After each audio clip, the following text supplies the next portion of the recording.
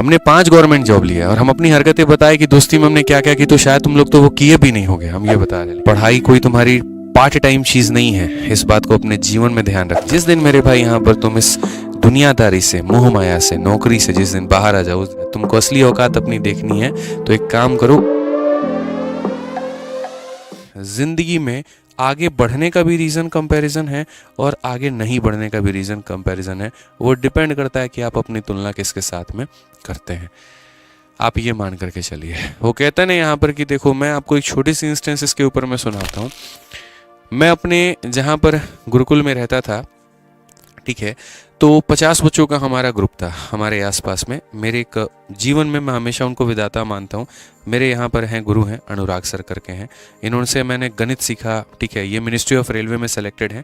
इनसे मैंने गणित पढ़ा, बहुत सारे सवाल इन्होंने मुझे कराए, जीवन के बहुत बड़े सीख दिए, सारी वोकैबुलरी इन्होंने हमारी कंप्लीट कराई। तो गुरुकुल का जब टेस्ट होता था, जब उस लाइब्रेरी का टेस्ट होता था, वहाँ पर सबसे अच्छा मेरा नंबर आता था। मैं बड़ा खुश होकर के चौड़ में घूमूंगा, आज तो एकदम मैस मई से घूमते थे, आज तेरे भाई का नंबर आया। एकदम ऐसे लगता था कि लोग तो लाइन से हट जाएंगे, हमको ला करके देंगे, सर प्लीज़ खाना खा लीजिए, ऐसा वाला फीलिंग हमको लगता था आने की, आज तो इज्जत बहुत होगा।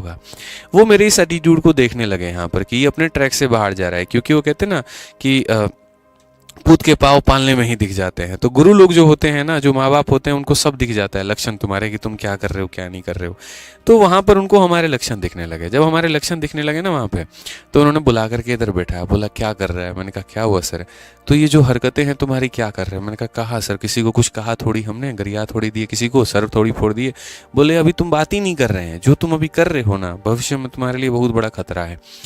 ये जो सारे बच्चे तुम्हारे आसपास में हैं, ये बिगनर हैं, ये फ्रेशर हैं, ये तैयारी करने आए हैं, और उनके बीच में 160 नंबर 70 नंबर ला करके जो मौके में तुम हीरो बन रहे हो, तो ये अंधों में काढ़ा है ना, तो वो अपने आप को राजा समझ रहा है। तुमको असली औकात अपनी देखनी है तो एक काम करो, उन लाइब्रेरी में जा करके टेस्ट तो जहाँ के जा रहे 2-2 3-3 साल के रिपीटर बैठे हैं, जो 2-3 साल मेंस दे चुके हैं वहाँ पे और अच्छी पोस्ट की तलाश में, तब तुम्हें तुम्हारी औकात का पता चलेगा।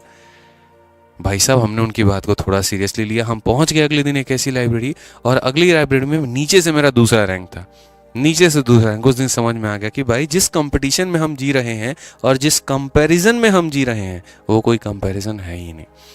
वास्तव में इंसान का कंपैरिजन खुद होता है। अगर 8 घंटे पढ़ सकते हो, अपने आप को बीट करके 9 घंटे पढ़ो, 9 घंटे पढ़ सकते हो 10 घंटे पढ़ो, और अपनी संगत अच्छी रखो।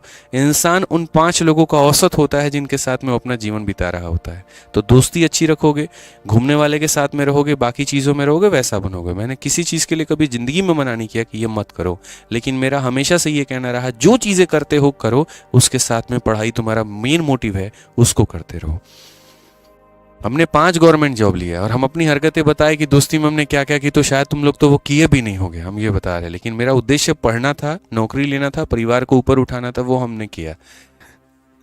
पढ़ाई कर लो तुम लोग, बस इतना चाहते हैं जीवन में, ठीक है। बहुत संघर्ष कर रहे हो सारे के सारे, ठीक है ना। कोई यहाँ पे गांव से पढ़ रहा है, कोई लाइब्रेरी से पढ़ रहा है, कोई शहर से पढ़ रहा है, तो जहाँ से भी पढ़ रहे हो, कम से कम अपने इस जवानी के दिए गए समय को सार्थक करो। अन्यथा मेरे भाई, ये जवानी, ये समय, ये सब बर्बाद है अगर तुम उसका फ़ायदा नहीं उठा पाए तो। दिल से बता रहा हूँ एक बात, पढ़ाई कोई तुम्हारी पार्ट टाइम चीज़ नहीं है, इस बात को अपने जीवन में ध्यान रखना। तुम्हारे दुनिया के बाकी सारे काम तुम्हारे लिए पार्ट टाइम है, लेकिन पढ़ाई ही तुम्हारा सब कुछ है। अपने दिमाग में ये फिट कर लो, बैठा लो। जिस दिन मेरे भाई यहाँ पर तुम इस दुनियादारी से, मोह माया से, नौकरी से जिस दिन बाहर आ जाओ, उस दिन किसी और चीज़ को मान लेना। बहुत लोग बोलते हैं जीवन में यहाँ पर नौकरी ही तो सब कुछ नहीं होती है। अरे जब तक इंसान नौकरी की तैयारी कर रहा होता है, उसके लिए वहीं सब कुछ होता है। कोई कोई क्यों नहीं बताता है।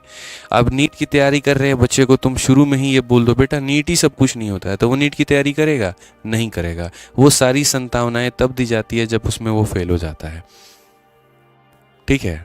पास जब तक वो तैयारी कर रहा होगा, कभी तुम्हारे माँ बाप आके बोलेंगे तैयारी के दौरान, मिश्रा जी आज तक आके बोले चलो कोई बात नहीं, नहीं हुआ तो कोई दिक्कत नहीं और भी कर लेंगे।